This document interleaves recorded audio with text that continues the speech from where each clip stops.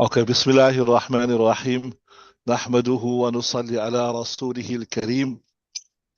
We were still discussing this one hadith of Nabi sallallahu alayhi wasallam, in which Nabi sallallahu alayhi wasallam mentioned several fitan that will occur close on to Qiyamah. Then the first one we said, see, we'll just read again. فَذَكَرَ الْفِتَنَ فَأَكْثَرَ فِي ذِكْرِهَا. Then he mentioned, he went at length to mention the different fitan, right? حَتَّى ذَكَرَ فِتْنَةَ الْأَحْلَاسِ. Then Nabi sallallahu alaihi wasallam mentioned the fitna of ahlas, right? So the first fitna that Nabi sallallahu alaihi wasallam mentioned in this particular hadith here is called the fitnatul ahlas. If you look at the word ahlas, it is the jama of hilas. We did do this word before. It means like I told you, the underfelt of a carpet. You get the carpet, and under the carpet, you get the underfelt. Now, the underfelt is something that sticks to the ground all the time. It's not removed. So in Arabic, normally, when you speak about the hilas, you speak about remaining firm in the house, not coming out of the house. So it becomes an expression of remaining firm in the house. So this here then would effectively mean that when you speak of fitnatul ahlasi, I told you always say tat kikabra.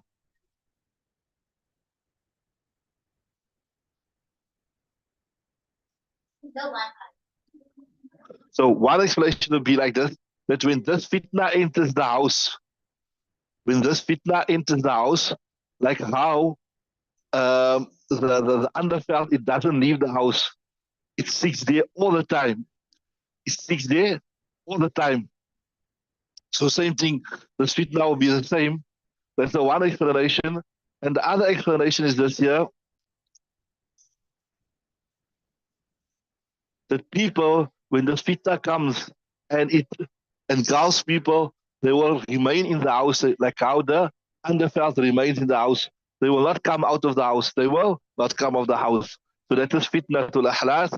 And then Nabi Sallam said, Harabun, I tell you, Harabun means fleeing, and Harabun means the looting of wealth, right? Then after that, Thumma fitna to Sarra'i, then the fitna of Sarra'. Anyway, like I told you before, I mentioned that ulama can only mention on what has happened in the past. So Nabi Sallallahu Alaihi Wasallam gives some type of description of the fitna that will come, and then our ulama said they'll try to identify that this fitna refers to this. So here, Aziz Waliullah Shah Waliullah Muhadith Delvi, he tried to identify and tell us which is the fitna that Nabi Sallallahu Alaihi Wasallam spoke about. And he spoke about, he said, refer to the shahadat of Hazrat Abdullah ibn Zubayr. Remember I told you before, Hazrat Abdullah ibn Zubayr was the nephew of Hazrat Aisha Siddiqa radiallahu ta'ala anha. He was the son of Hazrat Asma Zatul Nitaqain, the sister of Hazrat Aisha, that would take the food, the patkos for Nabi Sallallahu and Hazrat Abu Bakr when they were holding out in Ghar Hira. So this was referred to the fitna or the test of Abdullah ibn Zubayr in the time of Hajjaj bin Yusuf. We discussed about Hajjaj bin Yusuf before. He was a bloodthirsty person who killed thousands of Muslims and many Sahaba Ikram. So interesting. When see, Mughira bin Shu'bah was also a Sahabi of Nabi Sallallahu Alaihi Wasallam. So I told you, I mentioned before to you also, if you look at the difference between Hazrat Muawiyah and Uthman, the reason why we don't bad mouth any one of them is because both groups had Sahaba, senior Sahaba Ikram on them that were supporting them and were supporting their viewpoint. Remember? So you won't just say, why did Hazrat Muawiyah rise up against Hazrat Ali radiallahu ta'ala? There were senior Sahaba Ikram with him that supported his viewpoint. So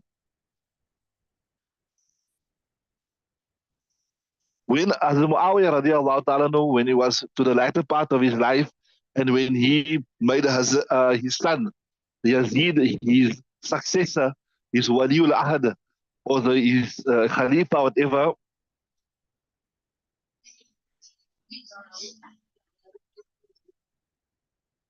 So Hazrat Mughira bin Shu'bah told Yazid, look here, you will be the Khalifa, but there are four persons that has the potential, they have the power, they have the personality, they have the popularity, etc., that could potentially be a problem for you because of who they are.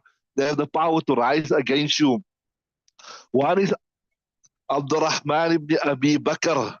The second is Abdullah ibn Umar. And the third is Abdullah ibn Zubair. And the first one is Hussein ibn Ali. Subhanallah. He said, these are the first two.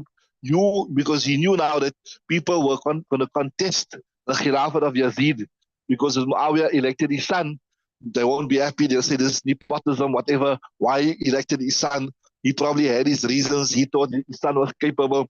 But Mughira bin Shu'bah said, look, there's four persons that could potentially be a challenge to your Khilafat, and he gave them four names. The first one, Abdullah ibn Abu Bakr. So yeah, he didn't have a chance. He didn't have a chance. The second one was Abdullah ibn Umar. He was like, to say, like how we say, he was like a Sufi type of person. He didn't worry about politics. Although he was a great Sahabi, he was the son of Umar radiallahu ta'ala. No. Obviously, as Umar passed away a long time by the time already, but he was more interested in his learning and teaching, the writing of the hadith, and he was, so to say, like, not involved politically. So he didn't really about it. Then as Abdullah ibn Zubayr, he was now very vibrant, active person. He mentioned he was also very cunning, and he was also like they hear say he was like a fox, like a strategist, master, etc. And then you had Hussein radiallahu ta'ala who was the grandson of Nabi sallallahu alayhi wasallam. So he said, you need to be careful of these four people. These are the four people that can potentially unsettle you. These are the four people that can potentially unsettle you. And exactly how this was predicted, like how he just mentioned, it happened exactly like that. Exactly, it happened like that.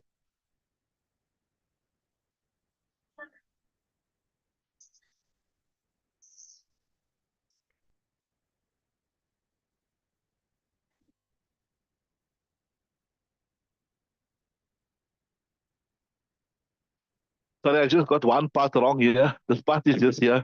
That Hazrat Muawiyah appointed Yazid as his successor on the Mashura of Mughira ibn Shu'bah. What's it?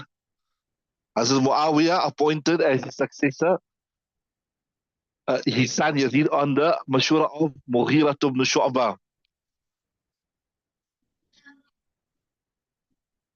Right, you just correct that.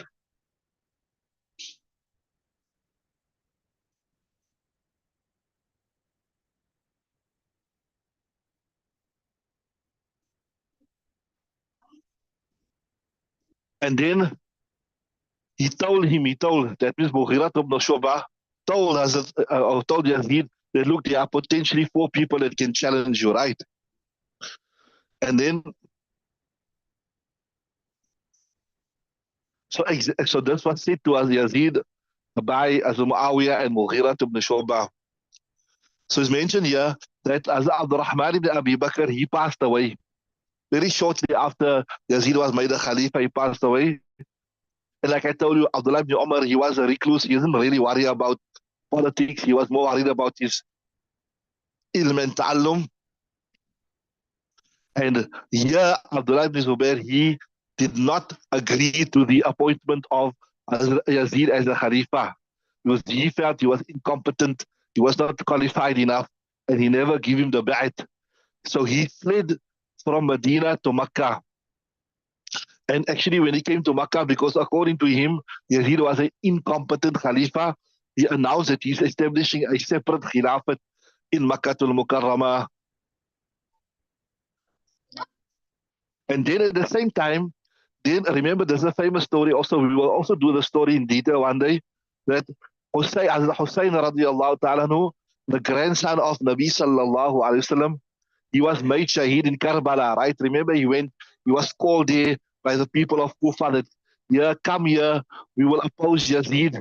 He's an incompetent leader. We will support you and we'll help you unseat him. And you, the grandson of Nabi sallallahu alayhi wasallam, you have more rights. So I hope you're following nicely now. Remember, just again, to bring you up to speed, after as Ali was the Khalifa, there was a problem with as Muawiyah. Then as Ali passed away, then as Hassan was elected the Khalifa. Right, follow nicely. This is just see now. So Hazrat Hassan was the Khalifa for 6 months. Hazrat Hassan thought rather than have the Muslim world split up, he made Sulah with us Muawiyah. So I'm prepared to give up my position with the following conditions. As long as you adhere to those conditions, we can have the Muslim world under one Khilafat. Right, follow nicely. So as Muawiyah and Hassan, they agreed. And then as Muawiyah was the sole Khalifa, right? Follow nicely. Then, yeah, as we done today, so as Muawiyah was the Khalifa, upon the Mashura of Mughira ibn Shu'bah, follow nicely, he made his son Yazid the Khalifa because they thought he was also a very intelligent person, very smart. And although he had his weaknesses, which we'll discuss at a later stage, he had his weaknesses, which we'll discuss as well. So as to mention, he's a tall person, a handsome person. People accuse him of all type of things. They accuse him of being an alcoholic. They accuse him of being a womanizer, all that type of thing. But that we'll discuss at another time. Although some ulama say this was all propaganda against him. But anyway, for this moment in time, now follow now. Remember nicely, you're following nicely. It was Ali and Muawiyah together. Then as Hassan came, the Hassan made Sulah with Muawiyah. Muawiyah was the Khalifa. And then as Muawiyah appointed his son, Yazid. And then and this was upon the Mashura of Mughira to Shu'bah. So those ulama will say that that is propaganda against it. They say, look here, he was the senior Sahabi of Nabi Mughira ibn Shu'bah. Would he advise as Muawiyah to put his son as a Khalifa if he was an alcoholic, whatever? You know what I'm saying? So that is in support of those who say no, he wasn't a bad person. This was just propaganda. It was made by the Abbasids.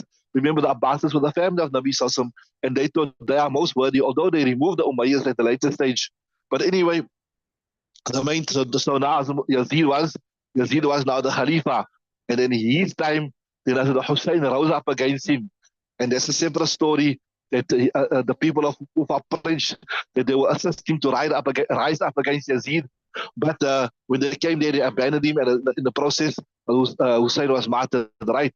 So that's where we are now. So at the same time, more or less, as Abdullah bin Zubair, they all thought he was incompetent, he wasn't fit for the Khalifa. He declared an independent Khilafat in what? In in Makkah al-Mukarramah, right? So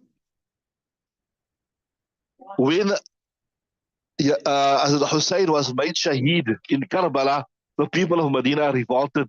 And they said, what type of a person is this that could make the grandson of Nabi Sallallahu Alaihi Wasallam a Shaheed? Although there's a lot of explanation, they say that the historians say that Yazid didn't order the killing of Hussein radiallahu anhu. He only said that he's riding up against us. He must be incapacitated. He must be stopped. He must be brought to me. Then his generals out of their own, they killed him. Separate discussion for another day. But the point just here to remember is this is where it fits in.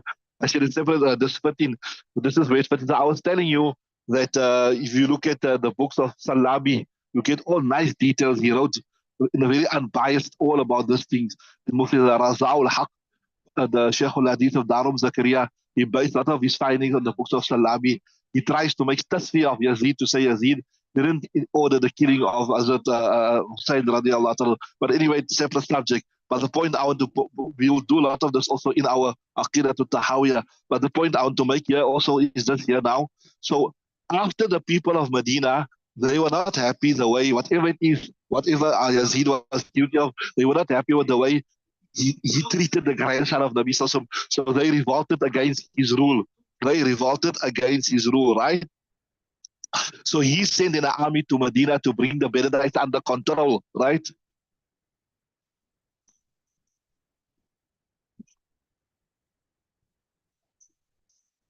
And this is what we discussed yesterday. Harra. Remember, I told you for 3 days there was absolute pandemonium in Medina. There was not for 3 days Azan wasn't even called out. People couldn't go to the masjid. So many Sahaba Ikram were killed. And then Hajarus Zayt. Remember, we discussed all of that yesterday.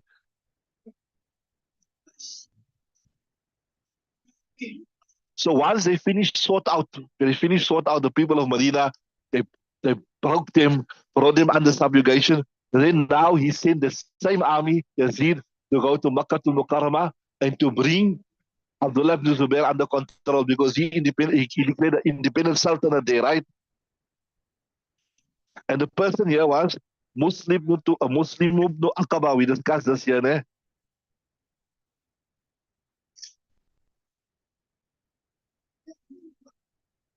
But miraculously, Muslim Aqaba was going out to Makkah to Mukarramah to sort out Abdullah ibn Zubair. En route, he passed away. En route, he passed away.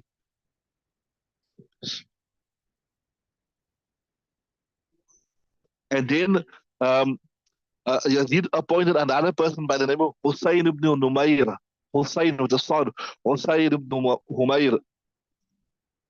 And he came and he surrounded Makkah al-Mukarramah and he wanted to bring him under control. And this is where the fighting started. So this was the second time. Remember the last time there was fighting in Makkah was when Nabi, or there was no fighting, but the Meccans, they submitted to the rule of Nabi when Nabi came. But now this is the second time now there's a problem there. I told you he constructed a huge catapult. In Arabic you call a manjanik, right? Which would pelt huge rocks into the haram. In fact, it would pelt the Kaaba, and they surrounded them. So it was a very, very difficult time for the people of Makkah because no food was going in, no drink was going in. They were being surrounded, they were being pelted, and they were held up in there. And then, coincidentally, while the siege of Makkah was carrying on, Yazid also passed away. So he also passed away at a young age. So then, when Yazid passed away, then Hussein ibn Numayr, he gave up. He lifted the siege and he went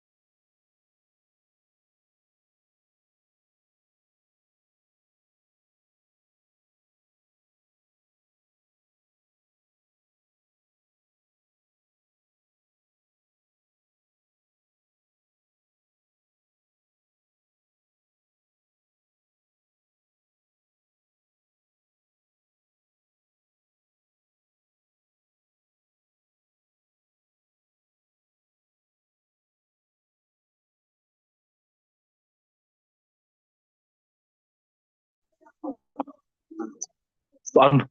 Okay, so I told you that the Khilafat of Abdullah ibn Zubair began flourishing. It began flourishing, and he brought Hijaz. Now, Hijaz doesn't refer to the whole of Saudi Arabia. I remember it referred to a certain portion of Saudi Arabia and certain parts of Egypt, certain parts of Iraq. And at that point in time, he passed away, but his son was a Khalifa. His son, and his name was Muawiyah ibn Yazid. So it was Muawiyah, Yazid, now Muawiyah ibn Yazid. He was a Khalifa.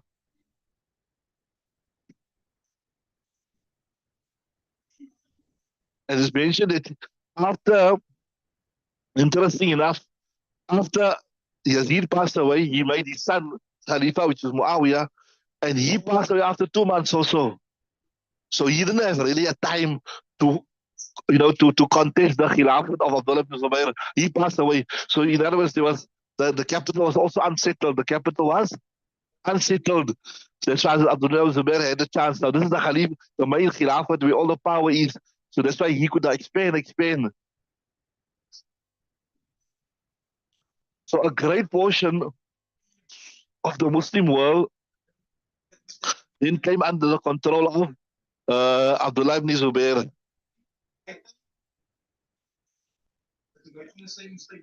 So the next Khalifa that came was Marwan ibn Hakam. The sister of the Umayyad Khulafa from all the family of Muawiyah radiallahu anhu. So it was Muawiyah, Yazid, Muawiyah, and the next Khalifa was Marwan ibn Hakam. So he managed to get Sham under his control. He managed to oust Abdullah ibn Zubair. Then he managed to get Damascus back.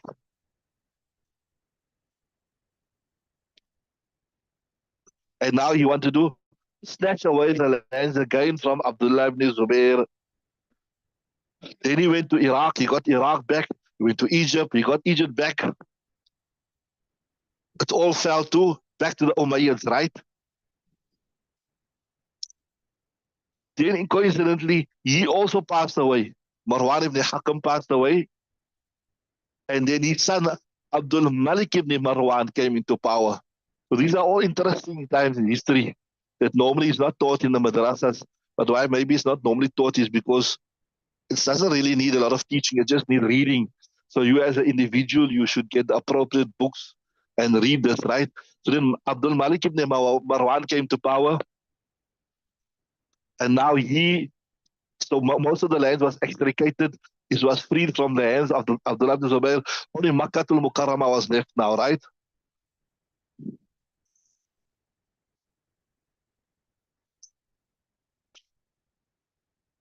And interesting. At the same time now, when this person here, Abdul Malik ibn Marwan, was now ready to face Makkah, he had Hajjaj bin Yusuf as his governor. Now, the Hajjaj bin Yusuf, interesting, né? He was from the tribe of Saqif, which was from Ta'if, the same people that gave Nabi Sallallahu a hard time. He was a Saqafi. And there was once I had a whole bayan on him. He was like, he was like a young man, because now the capital had moved from Saudi Arabia to Kufa. Now, imagine a young man leaving from the countryside, going to the big city to seek his fortune. Imagine a young man leaving from the countryside to go to the big city. You live in a small town. You came from Zimbabwe. You came to South Africa here to see what you can do.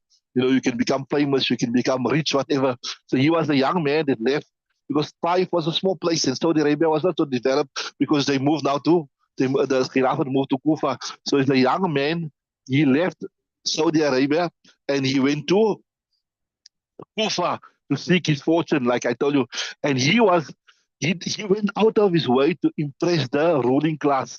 So he mentioned here was Bayan he was very hard worker, and he was like any enemies of the Khalifa, you just terminate them, kill them. So like how you get like maybe like in a in a despotic country like where you get a ruler and you get his generals. They'll do anything, everything, just to stay in the favor of the king. So the king must like him. So any dirty work he'll do, kill this person, kill that person. He's done something wrong, kill him. So he was ruthless. You just kill people. And if anybody rebelled against the king, you just kill them. So same thing here.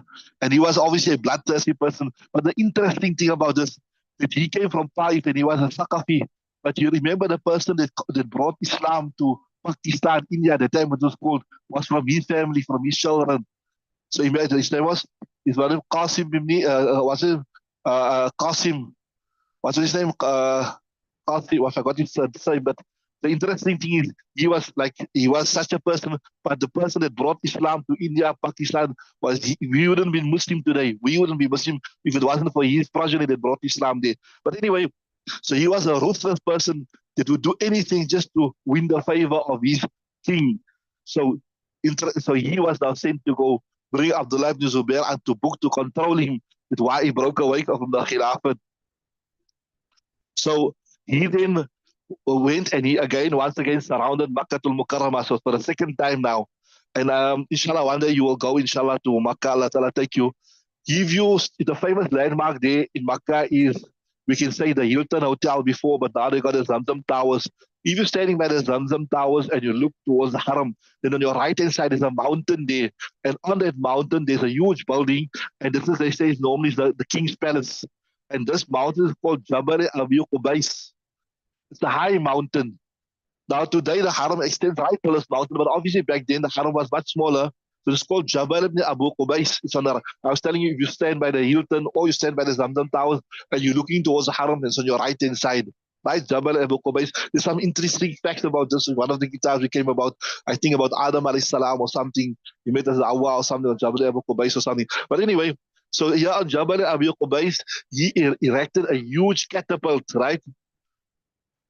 And he began pelting. So remember those days. Remember those, like even those days, like if you look at Medina, in the time of Nabi Sallallahu Alaihi Wasallam, what we know as a haram today was probably the whole of Medina. And like today, you look at the haram of Makkah was probably the whole of Makkah. So from that mountain, he began pelting the Kaaba. He began pelting the people of Makkah to bring them and to subjugate them, to bring them under them because they were standing with Abdullah ibn Zubayr. Eventually, Abdullah ibn Zubair then donned his armor and he came out. It is mentioned here with such valor and such vigor he fought. But obviously, because they were outnumbered, they were outgunned, and eventually he was killed. And then, yeah, interesting. So, in the year 73 Hijri, Makkatul Mukarramah again became under the control of the Umayyad Khilafat.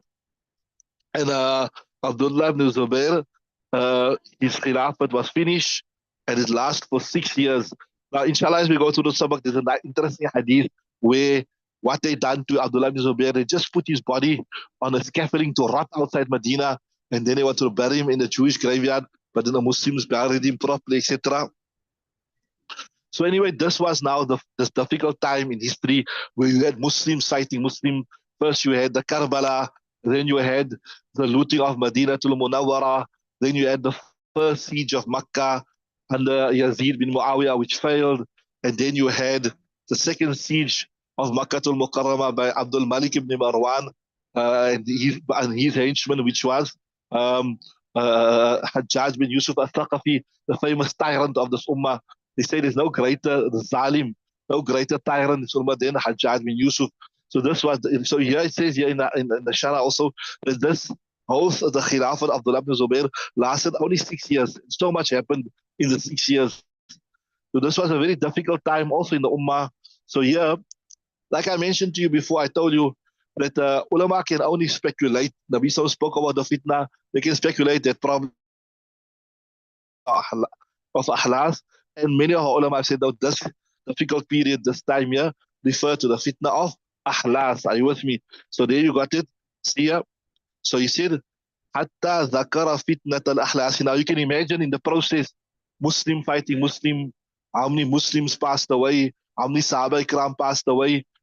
So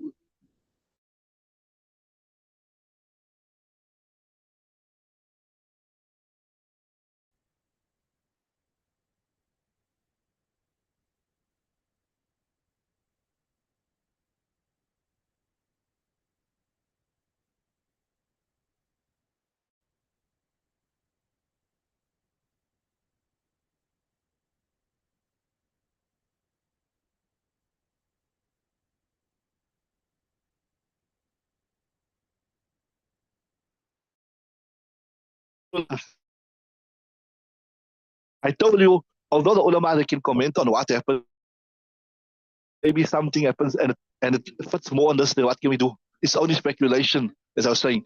So then the Sicily, فقال قائل ما فتنة الأحلاس. What is فتنة الأحلاس? قال هرب وحرب. Right? Then Nabi Sam said, it's fleeing, it's snatching of wealth.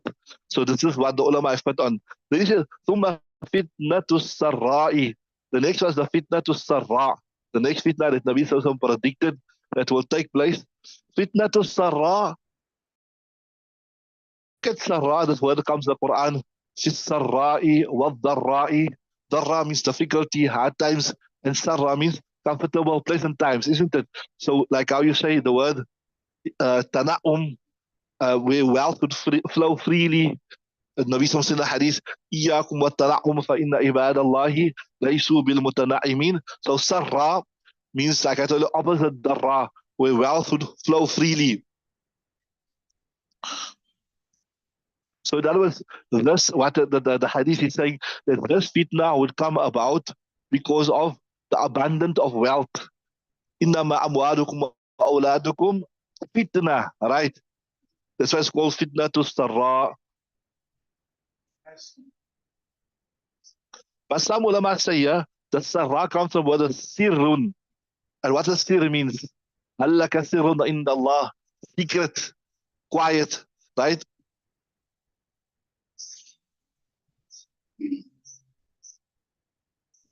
So it was like how you say, outwardly, it would seem like it was something to help the Ahlul Bayt, something that came out in support of the family of Rasulullah sallallahu alaihi wasallam. But in reality, it had its own agenda. So in other words, you can say like a covert operation, right? It was there to destroy Islam. And here, the ulama say this referred to an incident that involved a person by the name of Mukhtar al-Thaqafi. So Saqaf also does Qabila Saqifa from Taif. Remember after Fath Makkah, the battle of what? The battle of? After Taif Mahwaza battle of? When Nabi Sallallahu what was it? Muawiyah and Sufyan ibn Harb in it, they faced the tribe that had the abundance of camels and all that type of thing. Hunayn, the battle of Hunayn, this was the Saqifa tribe, right? So the Muhtar al-Saqafi, and here the author say this seems the most appropriate that it refers, that the fitna of Safar referred to this incident. His full name is Muhtar ibn Ubaid al-Saqafi. And he claimed at least to be from the Shi'an Ali. He said that we follow as Ali. In other words, we're saying, who are the Shi'an Ali? Remember, when we speak about Shia generally, while we are on this subject, those people who believed that Hazrat Ali was more virtuous than man, and they believe that Ali should be is the legitimate successor to Nabi sallallahu alaihi wasallam. So this is what you call as the Shi'an Ali. So they claim that they were the followers of Ali, and they claim they were the well wishes of Ali. But many at the time, the whole Shiism started like this. If you look at Shia today, they say that they refer to themselves. They won't say we are the followers of Muhammad sallallahu alaihi wasallam. They say we are the Shia of Ali. And when they're in difficulty, you see the clubs, they say Ya Ali, Hussein, Hussein. So they claim that they are the followers of Ali, and they claim that they have the welfare. They claim that they have the welfare of the Ahlul Bayt at heart, right? So that's basically, and they come in varying degrees. I told you the most extreme, the most lightest is those they just believe Ali is more virtuous, and they believe all the other Sahaba Ikram are good, not more than that. And the worst one is those people who believe Na'udhu Billah Ali was even Allah Ta'ala descended into him. But anyway, Shia, when you speak about Shia, it all revolves about Hazrat Ali, and the seriousness of them is to which degree they venerate Hazrat Ali radiallahu ta'ala anhu. So remember I mentioned to you earlier, I told you that the people of Kufa, they called Hazrat Hussein and said, come. You come to Kufa, we're going to help you, we're going to assist you, we're going to support you against Yazid, and we're going to unseat Yazid. You are the grandson of Rasulullah sallallahu alaihi wasallam. We're going to make you the Khalifa, etc. And then there were other senior Sahaba Ikram. They told us, they said, don't be duped by this here. These people are calling you. They say they're going to stand with you, but when you come there, they're going to stand you up. They're not going to stand with you. They're going to abandon you, and then you will be left to your own fate. They're going to stand you up because the Kufa people, they are what you say, like you say in Urdu, bewafa. They're not loyal people. But anyway, as Hussein radiallahu ta'ala, he made his own decision, and eventually he went. And exactly as he was cautioned that these people, they're not going to stand with you. They're going to abandon you, right? They're going to abandon you. And it happened as such. That is why he was left alone with his family when they were massacred, right? So that is where we are.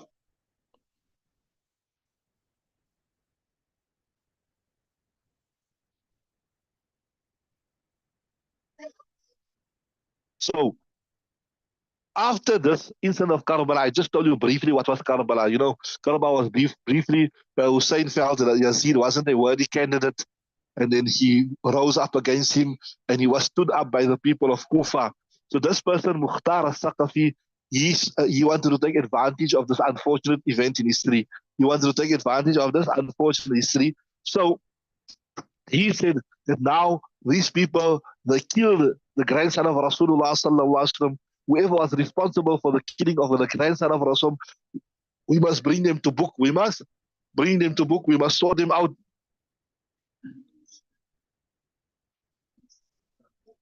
So this Mustar al-Saqafi used to frequent at the home of a person by the name of Muslim ibn Aqil.